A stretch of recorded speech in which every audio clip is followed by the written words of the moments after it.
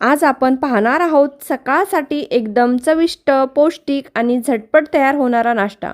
आजच्या मेनूमध्ये आहे चमचमीत फोडणीचा भात, प्रोटीनने भरपूर हिरव्या मोड आलेल्या मुगाची उसळ आणि फ्रेश फ्रूट नाश्ता. हे तिन्ही पदार्थ खूप सोप्या पद्धतीने आणि कमी वेळात तयार होतात.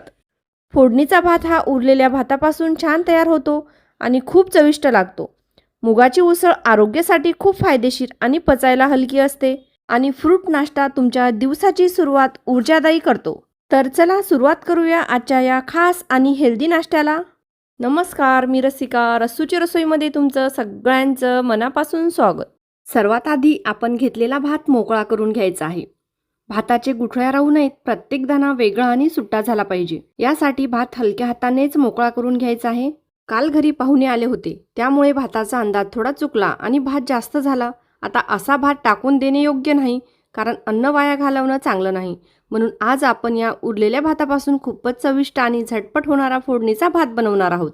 हा भात अगदी मोकळा झाला आहे, अजिबात चिकट नाही. प्रत्येक दाणा वेगळा आणि सुटसुटीत दिसतोय. जर तुमचा भात थोडासा चिकट झाला असेल तर काळजी करण्याची अजिबात गरज नाही. तुम्ही तो भात साधारण 10 ते 15 मिनिटांसाठी फ्रीजमध्ये ठेवू शकता. त्यामुळे भात थोडा थंड होतो आणि त्यातील ओलावा कमी होतो.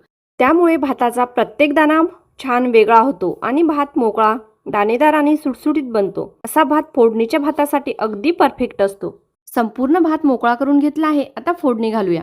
इथे गॅसवर मी कढई ठेवली आहे. कढईमध्ये आवडीनुसार तेल घाला. तेल गरम झालं की यामध्ये अर्धा चमचा मोहरी, अर्धा चमचा जिरा आणि एक बारीक चिरलेला कांदा घालायचा आहे. कांदा गुलाबी रंगावर छान परतून घेऊया.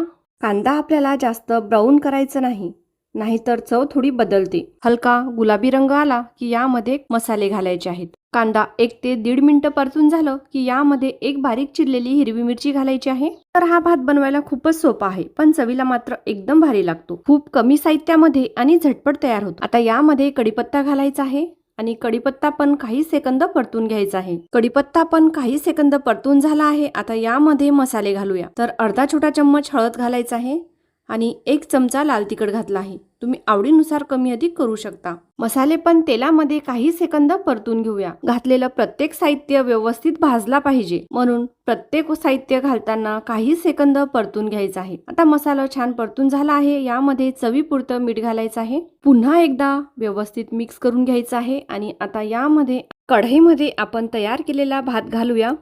भात घातल्यानंतर तो हलक्या हाताने छान मिक्स करून घ्यायचा आहे. भात काही सेकंद परतून घ्यायचा आहे. त्यामुळे फोडणी आणि मसाल्याची चव प्रत्येक दाण्यामध्ये छान मुरेल. सगळा भात मसाल्यासोबत व्यवस्थित मिक्स झाला पाहिजे. एकही दाणा पांढरा राहू नये.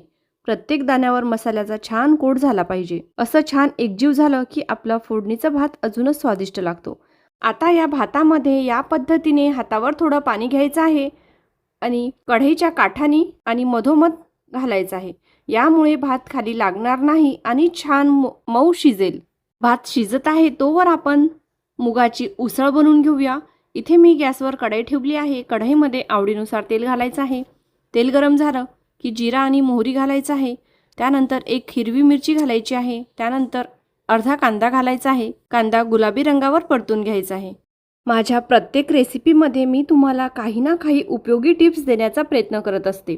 जर तुम्हाला माझे व्हिडिओ आवडत असतील आणि अशा सोप्या घरगुती रेसिपीज पाहायच्या असतील तर प्लीज व्हिडिओला एक लाईक जरूर करा आणि जास्तीत जास्त तुमच्या मित्रमैत्रिणींना शेअर करा. कांदा आपण छान गुलाबी रंगावर परतून घेतला आहे. आता यामध्ये अर्धा छोटा चम्मच हळद घालायची आहे आणि परत एकदा परतून घ्यायचं आहे. आता यामध्ये मोड आलेली हिरवी मूग घालायची आहे. साधारण 1 ते 1.5 मिनिटं मूग परतून घ्यायचे आहे. त्यामुळे त्याचा कच्चेपणा कमी होतो आणि चव अजून छान लागते. कमी आचेवर इथे मी मूग 1 ते 1.5 मिनिटं छान परतून घेतला आहे. आता यामध्ये चवीपुरतं मीठ घालायचं आहे आणि थोडं पाणी घालायचं आहे. पाण्यामुळे मूग खाली लागत नाही आणि छान मऊ शिजते. पुन्हा एकदा तळापासून छान मिक्स करून घ्यायचं आहे. आता यावर झाकण ठेवूया आणि 10 मिनिटं मूग शिजवून घेऊया. मुगाची उसळ बनवेपर्यंत 10 मिनिटं झाली आहेत आणि भात छान शिजला आहे. भातावरचं झाकण काढूया आणि छान व्यवस्थित मिक्स करून घेऊया. व्यवस्थित मिक्स करून झालं की यामध्ये बारीक चिरलेली कोथिंबीर घालायची आहे आणि इथे आपलं फोडणीचा भात तयार आहे. मुगाची उसळ आणि फोडणीचा भात छान तयार झाला आहे.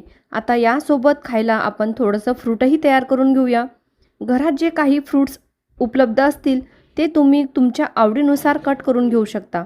आज माझ्याकडे पपई आणि चिकू होते, त्यामुळे मी ते छान छोटे तुकडे करून घेत आहे. तुम्हाला जे फ्रूट आवडत असेल ते तुम्ही नक्की वापरू शकता. यामुळे जेवण अजून हेल्दी आणि बॅलन्स होतो.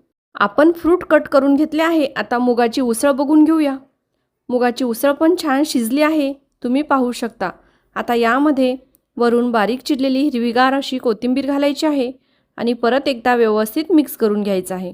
तर आपले तीनही पदार्थ अगदी छान तयार झाले आहेत. आता सर्व करूया.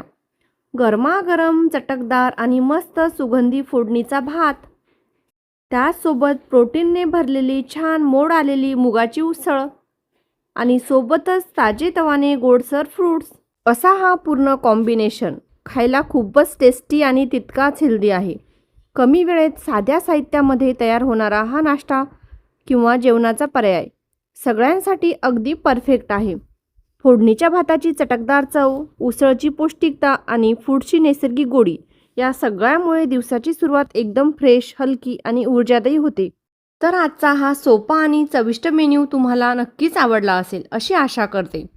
जर व्हिडिओ आवडला असेल तर लाईक करा, तुमच्या मित्रमैत्रिणींना नक्की शेअर करा आणि अशा सोप्या घरगुती रेसिपीज पाहण्यासाठी चॅनलला सबस्क्राईब करा आणि बाजूला असलेल्या बेल आयकॉनला सुद्धा प्रेस करा.